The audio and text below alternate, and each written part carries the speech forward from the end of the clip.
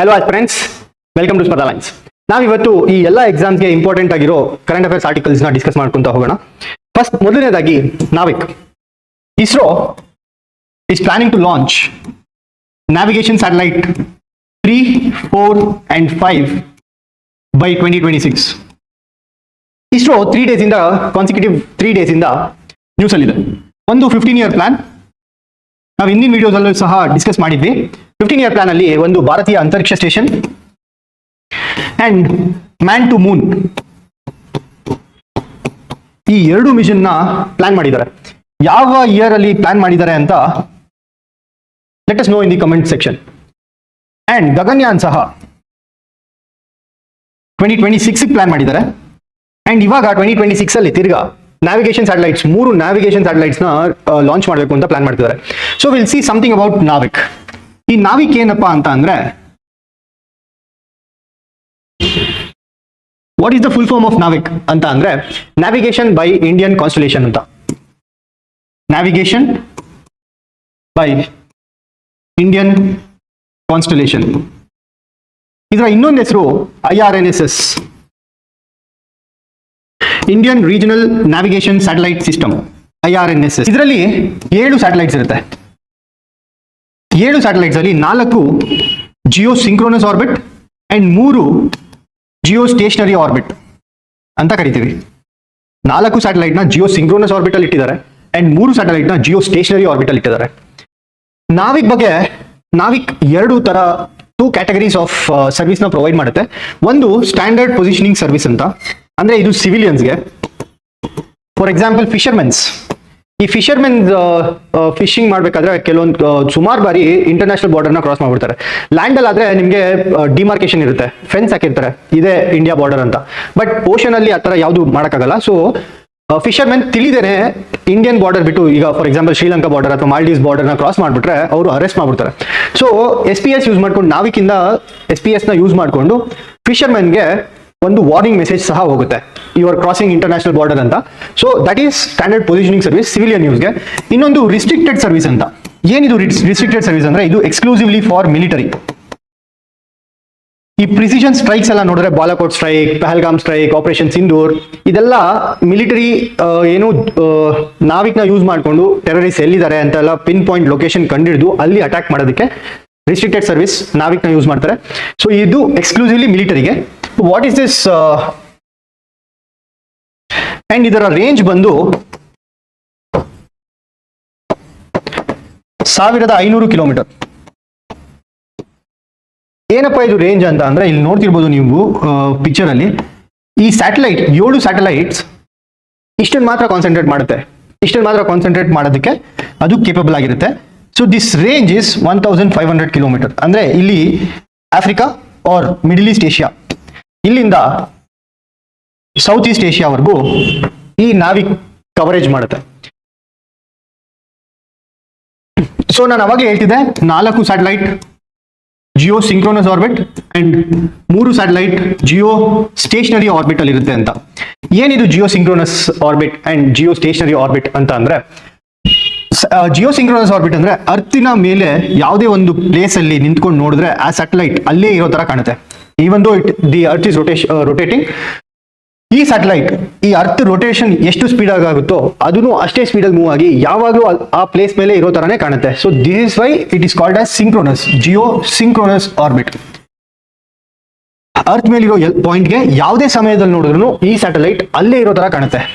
It looks like a stationary object in the sky. ಅದಕ್ಕೆ ಇದನ್ನ synchronous ಅಂತ ಕರಿತೀವಿ. ಹಾಗಿದ್ರೆ ಸ್ಟೇಷನರಿ ಅಂತ ಏನು ಅಂದ್ರೆ, one type of Jio synchronous orbit which is exactly on the line of equator. ಇದನ್ನ ನಾವು ಜಿಯೋ ಸ್ಟೇಷನರಿ ಆರ್ಬಿಟ್ ಅಂತ ಅಂತೀವಿ. ಜಿಯೋ ಸಿಂಕ್ರೋನಸ್ ಯಾವ ತರ ಆದ್ರೂ ಇರ್ಬೋದು, ಈ ತರ ಆದ್ರೂ ಇರ್ಬೋದು, ಈ ತರ ಆದ್ರೂ ಇರ್ಬೋದು. But geostationary will always be like this, equator ಮೇಲೇನೆ ಇರುತ್ತೆ ಯಾವಾಗ್ಲೂ. ಅದಕ್ಕೆ ಜಿಯೋ ಸ್ಟೇಷನರಿ ಅಂತ ಅಂತೀವಿ. So this will be your geostationary and this will be your geosynchronous. Geostationary is one type of geosynchronous, andre it is a correct statement. And ಈ earth ಇಂದ Jio stationery ಅಥವಾ Jio synchronous ಎಷ್ಟು kilometres ದೂರದಲ್ಲಿ ಇರುತ್ತೆ ಅಂತಂದ್ರೆ 35,786 kilometres ದೂರ ಇರುತ್ತೆ. ಅಂದ್ರೆ ಅಪ್ರಾಕ್ಸಿಮೇಟ್ಲಿ ಈಕ್ವಲ್ ಟು 36 ಕಿಲೋಮೀಟರ್ಸ್ ದೂರದಲ್ಲಿ ಈ geosynchronous orbit and geostationary orbit ಇರುತ್ತೆ. ಅಂಡ್ ಇದೇ ತರ ಬೇರೆ ದೇಶದ ನ್ಯಾವಿಗೇಷನ್ ಸಿಸ್ಟಮ್ಸ್ ಯಾವ್ಯಾವ್ದಪ್ಪ ಅಂತ ಅಂದ್ರೆ ಜಿ ಪಿ ಎಸ್ ನಿಮ್ಗೆಲ್ಲರಿಗೂ ಗೊತ್ತಿರ್ಬೋದು, ಯು ಎಸ್ ಎದು. ಗ್ಲೋನಾಸ್ ರಷ್ಯಾದು, ಅಂಡ್ ಗೆಲಿಲಿಯೋ ಯುರೋಪ್ದು, ಬಿಡೋ ಚೈನಾದು, and quasi zenith satellite system is in Japan. ಇದು ನಿಮ್ಗೆ ಗೊತ್ತಿರಬೇಕು, ಯಾಕಂದ್ರೆ ಮ್ಯಾಚ್ ಟು ಫಾಲೋಯಿಂಗ್ ಟೈಪ್ ಅಲ್ಲಿ ಕೇಳೋ ಅಂತ ಕ್ವೆಶನ್ ಇದು. GPS USA, GLONASS Russia, Galileo ಬಂದು ಯುರೋಪ್, ಬಿಡೋ ಬಂದು China, and quasi zenith satellite system ಬಂದು Japan. So this is about NAVIC and IRNSS. We also saw about geosynchronous and geostationary orbit. ಇವಾಗ ಮುಂದೆ ಹೋಗ್ತಾ ಗ್ಲೋಬಲ್ ಟೈಗರ್ ಡೇ ಯಾವಾಗ celebrate ಮಾಡ್ತೀವಿ ಅಂತ ಅಂದ್ರೆ July 29th. So this July 29th is celebrated as Global Tiger Day. ಇದ್ರದ್ದು theme ಏನಪ್ಪಾ ಅಂತಂದ್ರೆ securing the future of tigers with indigenous peoples and local communities at the heart ಅಂತ. So ಈ team ಅಲ್ಲಿ ಗ್ಲೋಬಲ್ ಟೈಗರ್ ಡೇನ 2025 organise ಮಾಡ್ತಿದ್ದಾರೆ. ಯಾರು celebrate ಮಾಡ್ತಾರೆ ಇದನ್ನ ಅಂದ್ರೆ ವರ್ಲ್ಡ್ ವೈಲ್ಡ್ ಲೈಫ್ ಫಂಡ್. ಈ ವರ್ಲ್ಡ್ ವೈಲ್ಡ್ ಲೈಫ್ ಫಂಡ್ ಅನ್ನೋ ಒಂದು ಆರ್ಗನೈಸೇಷನ್ ಗ್ಲೋಬಲ್ ಟೈಗರ್ ಡೇನ ಮಾಡ್ತಾರೆ. ಯಾಕೆ ಮಾಡ್ತಾರೆ ಅಂದ್ರೆ to protect tigers, to raise awareness about the protection of tigers. ಈ ಗ್ಲೋಬಲ್ ಟೈಗರ್ ಡೇನ ಸೆಲೆಬ್ರೇಟ್ ಮಾಡ್ತಾರೆ. ಈ ವರ್ಲ್ಡ್ ವೈಲ್ಡ್ ಲೈಫ್ ಫಂಡ್ ಇರೋದು ಗ್ಲ್ಯಾಂಡ್, ಸ್ವಿಟ್ಜರ್ಲ್ಯಾಂಡ್ ಅಲ್ಲಿ. ಯಾಕೆ ಈ ಗ್ಲೋಬಲ್ ಟೈಗರ್ ಡೇನ ಜುಲೈ 29th ಸೆಲೆಬ್ರೇಟ್ ಮಾಡ್ತಾರೆ ಅಂದ್ರೆ ಒಂದು ಸಮ್ಮಿಟ್ ನಡೆಯುತ್ತೆ.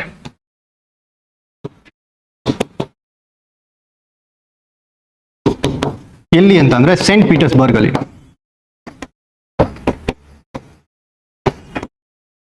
ಇದಕ್ಕೆ ಮುಂಚೆ July 29th 2010 tiger range countries ಅಂತ ಇದಾವೆ. What is this tiger range countries ಅಂತ ಕೇಳಿದ್ರೆ, ಈ ಟೈಗರ್ಸ್ ನ್ಯಾಚುರಲ್ ಹ್ಯಾಬಿಟೇಟ್ ಎಲ್ಲೆಲ್ಲಿ ಇರುತ್ತೆ, ಯಾವ್ಯಾವ ದೇಶದಲ್ಲಿ ಇರುತ್ತೆ, ಅದನ್ನೆಲ್ಲ ಟೈಗರ್ ರೇಂಜ್ ಕಂಟ್ರೀಸ್ ಅಂತ ಅಂತೀವಿ. ಇದರಲ್ಲಿ ನಮ್ಮ ಇಂಡಿಯಾ ಸಹ ಇದೆ, ಚೈನಾ ಇದೆ, ಬಾಂಗ್ಲಾದೇಶ್ ಇದೆ, ಅಂಡ್ ಇಂಡೋನೇಷ್ಯಾ ಇದೆ. ಹಾಗೆ ಸುಮಾರು ಕಂಟ್ರೀಸ್, ಅಂದ್ರೆ 13 ಕಂಟ್ರೀಸ್ ಇದೆ. ಟೋಟಲಿ 13 ಕಂಟ್ರೀಸ್, 13 ಕಂಟ್ರೀಸ್ ಒಟ್ಟಿಗೆ ಸೇರಿ ಟೈಗರ್ಸ್ ನ ಪ್ರೊಟೆಕ್ಟ್ ಮಾಡಬೇಕು ಅಂತ ಒಂದು ಯೋಚನೆ ಮಾಡ್ತಾರೆ. When it was on July 29th of 2010. ಇದಕ್ಕೆ ಫಾಲೋ ಅಪ್ ಆಗಿ ಸೇಂಟ್ ಪೀಟರ್ಸ್ಬರ್ಗ್ ಅಲ್ಲಿ ಎಲ್ಲರೂ ಮೀಟ್ ಮಾಡ್ತಾರೆ. ಈ 13 ಟೈಗರ್ ರೇಂಜ್ ಕಂಟ್ರೀಸ್ ಏನಿದೆ ಅವರೆಲ್ಲ ಸೇಂಟ್ ಪೀಟರ್ಸ್ಬರ್ಗ್ ಅನ್ನೋ ಒಂದು ಜಾಗದಲ್ಲಿ ಮೀಟ್ ಮಾಡಿ TX2 ಡಿಕ್ಲರೇಷನ್ ಅಂತ ಮಾಡ್ತಾರೆ. T*2 ಅಥವಾ TX2 declaration. Saint Petersburg it is in Russia. So ಈ ರಷ್ಯಾದಲ್ಲಿ ಒಂದು ಜಾಗದಲ್ಲಿ ಸೇಂಟ್ ಪೀಟರ್ಸ್ಬರ್ಗ್ ಅಂತ T*2 ಡಿಕ್ಲರೇಷನ್ ಮಾಡ್ತಾರೆ. ಏನಿದು ಡಿಕ್ಲರೇಷನ್ ಅಂತ ಅಂದ್ರೆ ಟೈಗರ್ಸ್ ಪಾಪ್ಯುಲೇಷನ್ ನ ಡಬಲ್ ಮಾಡಬೇಕು ಅಂತ. ಟೈಗರ್ಸ್ ಪಾಪ್ಯುಲೇಷನ್ ನ ಡಬಲ್ ಮಾಡಬೇಕು ಅಂತ. ಯಾವಾಗ? By what year? By 2022.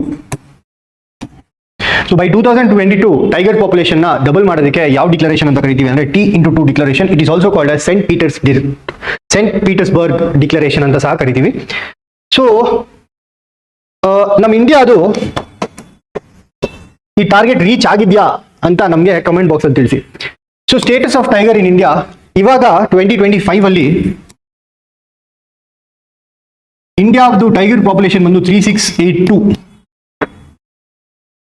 So India is the largest number of tigers ಇರುವಂತಹ ಒಂದು ದೇಶ. ಅದರ ನಂಬರ್ ಬಂದು 3682 ಅಂತ. ಈ ಟೈಗರ್ ಡೆನ್ಸಿಟಿ ಯಾವ ಟೈಗರ್ ರಿಸರ್ವ್ ಅಲ್ಲಿ ಜಾಸ್ತಿ ಇದೆ ಅಂತ ಅಂದ್ರೆ Bandipur national park.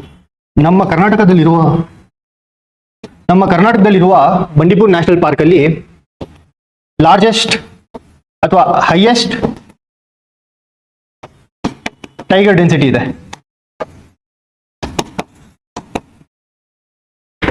So this is about Tiger Day celebration of 2025. Going to our next topic, Pralay missile tested by DRDO. ಯಾರು ಮಾಡ್ತಾರೆ? DRDO. ಎಲ್ಲಿ ಮಾಡ್ತಾರೆ? ಒಡಿಶಾ ಕೋಸ್ಟ್ ಅಲ್ಲಿ ಇರುವ ವೀಲರ್ ಐಲ್ಯಾಂಡ್ ಅಂತ ಒಂದು ಜಾಗ ಇದೆ. ಅಲ್ಲಿ ಇದನ್ನ ಟೆಸ್ಟ್ ಮಾಡಲಾಗಿದೆ. ವೀಲರ್ ಐಲ್ಯಾಂಡ್ಗೆ ಇನ್ನೊಂದು ಹೆಸರು doctor APJ Abdul Kalam island ಅಂತ. ಸೊ ಈ ವೀಲರ್ ಐಲ್ಯಾಂಡ್ ನ doctor APJ Abdul Kalam island ಅಂತ ಸಹ ಕರೀತಾರೆ. DRDO, it was established in 1958 and then its headquarter is in Delhi. Present chairman ಬಂದು ಡಾಕ್ಟರ್ ಸಮೀರ್ ಕಾಮತ್ ಅಂತ. ಡಾಕ್ಟರ್ ಸಮೀರ್ ಕಾಮತ್ ಇವಾಗಿನ ಚೇರ್ಮನ್ DRDOದು. ಸೊ ಈ ಪ್ರಳಯ್ ಮಿಸೈಲ್ ಬಗ್ಗೆ ನೋಡೋಣ ಅಂತ ಅಂದ್ರೆ, it is a quasi ballistic missile ಅಂತ ಕರಿತೀವಿ. ಇದನ್ನ ಕ್ವಾಸಿ ಬ್ಯಾಲಿಸ್ಟಿಕ್ ಮಿಸೈಲ್ ಅಂತ ಕರಿತೀವಿ. ಯಾಕೆ ಕ್ವಾಸಿ ಬ್ಯಾಲಿಸ್ಟಿಕ್ ಮಿಸೈಲ್ ಅಂತ ಅಂದ್ರೆ, ಇದರಲ್ಲಿ ಎರಡು ಫೀಚರ್ಸ್ ಸಹ ಇನ್ಕ್ಲೂಡ್ ಮಾಡಿರ್ತಾರೆ. ಒಂದು ballistic missile and then cruise missile. Missiles ಅಲ್ಲಿ ಎರಡು ತರ ಇರುತ್ತೆ, ballistic missile and cruise missile ಅಂತ. ಈ ಒಂದು ಪ್ರಳಯ್ ಮಿಸೈಲ್ ಅಲ್ಲಿ ಎರಡು ಫೀಚರ್ನ ಕಂಬೈನ್ ಮಾಡಿ ಕ್ವಾಸಿ ಬ್ಯಾಲಿಸ್ಟಿಕ್ ಅಂತ ಮಾಡ್ತಾರೆ. ಇದರ ಸ್ಪೀಡ್ ಬಂದು it will be more than 5.1 mach. It can go up to 6 mach. ಅಂದ್ರೆ it is an hypersonic missile and then ಇದು ಶಾರ್ಟ್ ರೇಂಜ್ ಇರುತ್ತೆ and surface to surface missile. So surface to surface missile speed ಬಂದು 5.1 to 6 mach and it is a quasi ballistic missile and short range. ಇದೆಲ್ಲ ಇದ್ರದ್ದು feature. And ಇದ್ರದ್ದು range ಬಂದು short range ಅಂತ ಹೇಳಿದ್ನಲ್ಲ, 150 to 500 kilometre range ಇರುತ್ತೆ.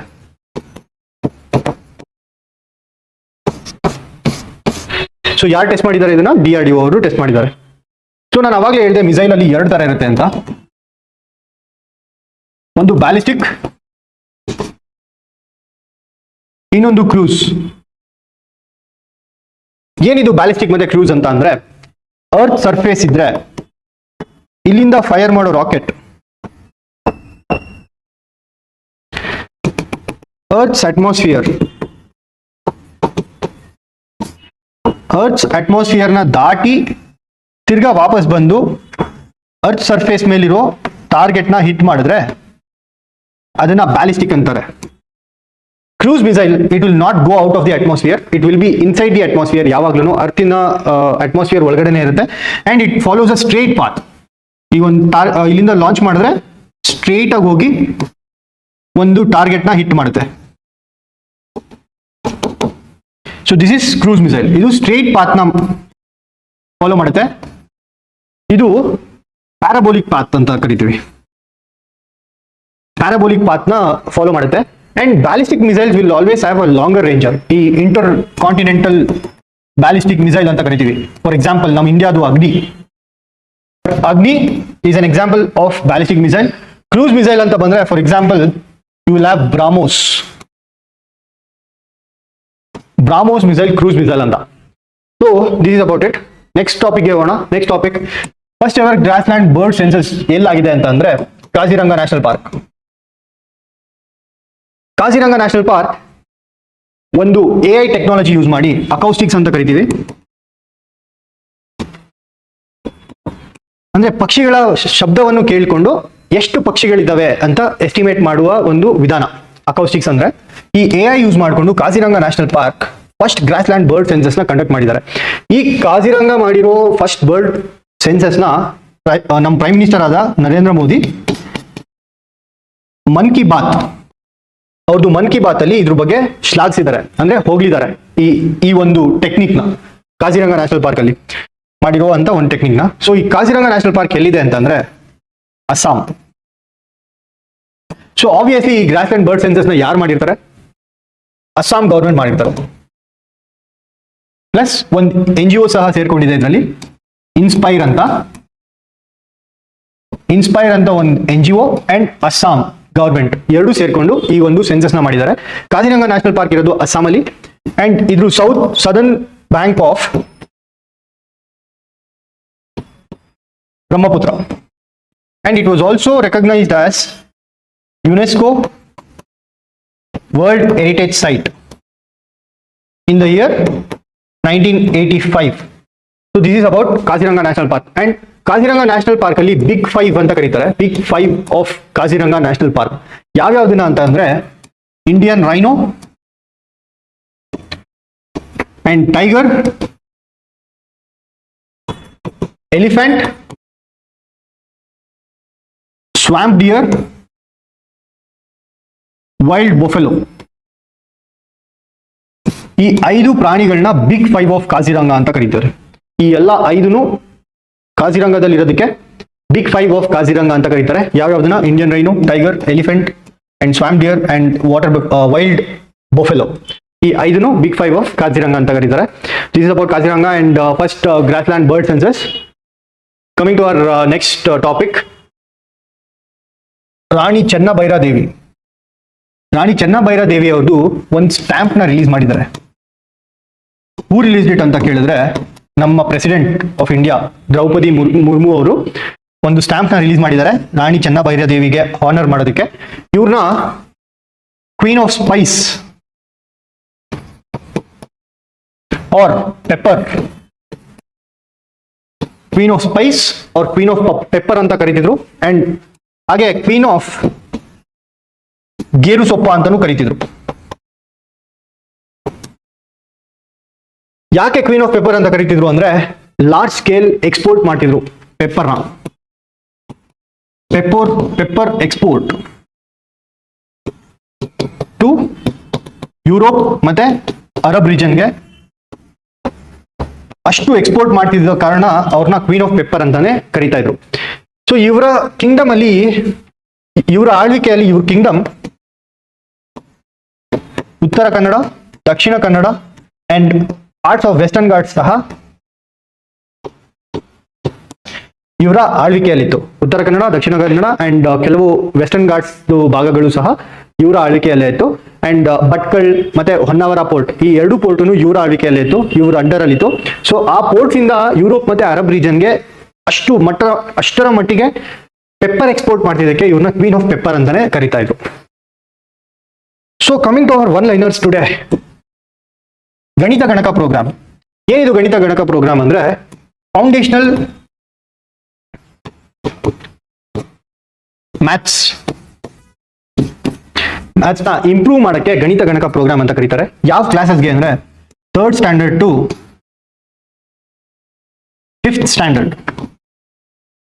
ಇಲ್ಲಿನ ಮಕ್ಕಳಿಗೆ foundational literacy of maths foundational literacy improve ಮಾಡೋದಕ್ಕೆ ಗಣಿತ ಗಣಕ ಪ್ರೋಗ್ರಾಮ್ ಅಂತ ಕರಿತೀವಿ. Doctor R V Narayan sir first article discuss ಮಾಡಿರೋ ಹಂಗೆ ಇವ್ರಿಗೆ ಒಂದು ಅವಾರ್ಡ್ ಬಂದಿದೆ. ಯಾವ ಅವಾರ್ಡ್ ಅಂದ್ರೆ GP ಬಿರ್ಲಾ ಮೆಮೋರಿಯಲ್ ಅವಾರ್ಡ್ ಅಂತ. ಈ ಅವಾರ್ಡ್ನ ಯಾರಿಗೆ ಕೊಡ್ತಾರೆ ಅಂದ್ರೆ ಸೈನ್ಸ್ ಫೀಲ್ಡ್ ಅಲ್ಲಿ ಲೈಫ್ ಟೈಮ್ ಅಚೀವ್ಮೆಂಟ್ ಮಾಡಿದ್ರೆ ಈ ಅವಾರ್ಡ್ನ ಕೊಡ್ತಾರೆ, GP ಬಿರ್ಲಾ ಮೆಮೋರಿಯಲ್ ಅವಾರ್ಡ್. ಈ ಅವಾರ್ಡ್ನ ಮುಂಚೆ ಯಾರಿಗಾದ್ರೂ ಕೊಟ್ಟಿದಾರ ಅಂತ ಅಂದ್ರೆ ಹೌದು, ಕೊಟ್ಟಿದ್ದಾರೆ. Doctor APJ Abdul Kalam sir, ಇವ್ರಿಗೆ ಸಹ GP ಬಿರ್ಲಾ ಮೆಮೋರಿಯಲ್ ಅವಾರ್ಡ್ನ ಕೊಟ್ಟಿದ್ದಾರೆ. ಅಂಡ್ ಗಿಲಾಂಗ್ ಡಿಕ್ಲರೇಷನ್ ಇಸ್ ಬಿಟ್ವೀನ್ ಯಾವ 2 ಕಂಟ್ರೀಸ್ ಅಂತ ಅಂದ್ರೆ UK ಅಂಡ್ US. ಗಿಲಾಂಗ್ ಅನ್ನೋದು ಒಂದು ಪ್ಲೇಸ್ ಎಲ್ಲಿ? ಆಸ್ಟ್ರೇಲಿಯಾದಲ್ಲಿ, ವಿಕ್ಟೋರಿಯಾ ಸ್ಟೇಟ್ ಆಫ್ ಆಸ್ಟ್ರೇಲಿಯಾದಲ್ಲಿ ಗಿಲಾಂಗ್ ಅಂತ ಇದೆ. ಈ ಗಿಲಾಂಗ್ ಅಲ್ಲಿ ಗಿಲಾಂಗ್ ಡಿಕ್ಲರೇಷನ್ ಅಂತ ಮಾಡ್ತಾರೆ UK and US. Why Geelong declaration? To develop nuclear submarines.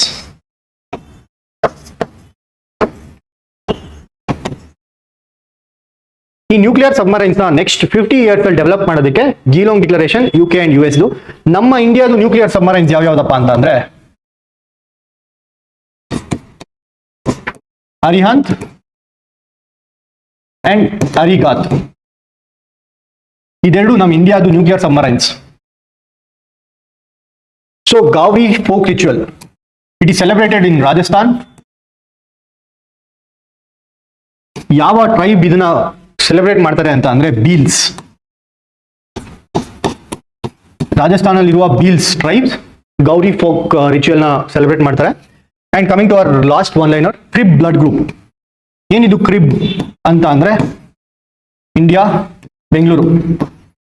ನಮ್ಮ ಕೋಲಾರಲ್ಲಿರುವ ಒಂದು ಹಾಸ್ಪಿಟಲ್ RK ಜಾಲಪ್ಪ ಅಂತ, RK Jalappa medical college and hospital. ಇಲ್ಲಿ ಒಂದು ಕಾರ್ಡಿಯಾಕ್ ಸರ್ಜರಿ ಮಾಡ್ತಾ ಇರ್ತಾರೆ. ಈ ಸರ್ಜರಿ ಮಾಡ್ಬೇಕಾದ್ರೆ ಡೆವಲಪ್ ಮಾಡಿರುವ ಬ್ಲಡ್ ಗ್ರೂಪ್ ಅಥವಾ ಕಂಡಿಡಿದಿರುವಂತಹ ಒಂದು blood group is crib blood group. ಈ ಕ್ರಿಬ್ CR ಅಂತ ಅಂದ್ರೆ ಕ್ರೋಮರ್ ಇಂಡಿಯಾ ಬೆಂಗಳೂರು. ಈ ಬ್ಲಡ್ ಗ್ರೂಪ್ ಹೆಸರಲ್ಲೇ ಇಂಡಿಯಾ ಮತ್ತೆ ಬೆಂಗಳೂರು ಇದೆ. ಕ್ರೋಮರ್ ಇಂಡಿಯಾ ಬೆಂಗಳೂರು ಬ್ಲಡ್ ಗ್ರೂಪ್ ಅಂತ. That is why it is the name CRIB is given. So this is about the articles today. We'll meet tomorrow with some other important articles. Thank you.